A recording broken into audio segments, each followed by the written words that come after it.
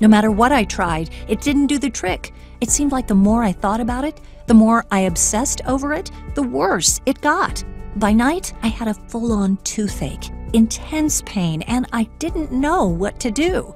But I knew one thing: there was no way I was going to the dentist. You probably feel the same way. Have those sadistic dentists put me through that medieval torture again? No way. In my book, it was the last time I would ever be abused by the likes of them. I had to find a way. I was desperate, so I tried something else. I was in luck when I Googled all the toothache home remedies on the internet. Maybe you've researched them. First, there's over-the-counter painkillers. With a toothache, these don't really kill the pain, but they will reduce the throbbing a bit, maybe dull it for a little bit. Whatever you do, don't eat them like candy, thinking more is better. They'll just make you sick, in addition to having a toothache. I've heard of people getting their stomach pumped from having taken too many. Oh, by the way, speaking of drugs, don't even think of taking those old antibiotics you have stashed away in the medicine cabinet. Even though, in theory, they should work, they don't. It's probably because the antibiotics can't reach the inside of the tooth. Plus, you'll reduce their effectiveness for you when you really do need them.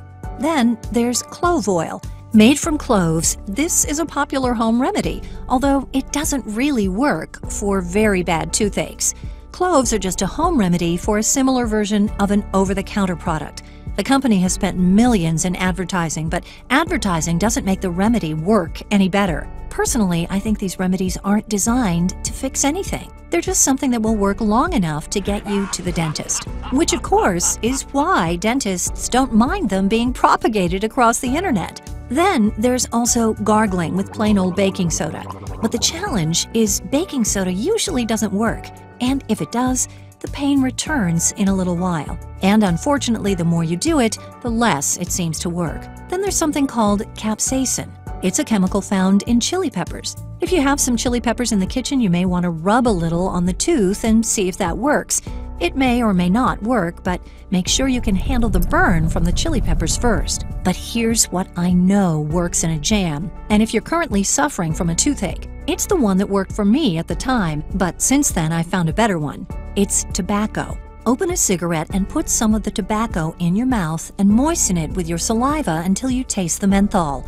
Then add just a little warm water, swish it around your tooth for 30 seconds, spit it out. That should do the trick. The brand Newports work best. It's the closest thing to a surefire solution I know. But like others, it too is only a band-aid. It's temporary. It may last a few hours or a few days at best. You see, with all these supposed remedies, you're treating the wrong thing. You're treating the pain, not the cause of the pain, which is the bacterial infection. Aren't you glad I didn't say toothworms?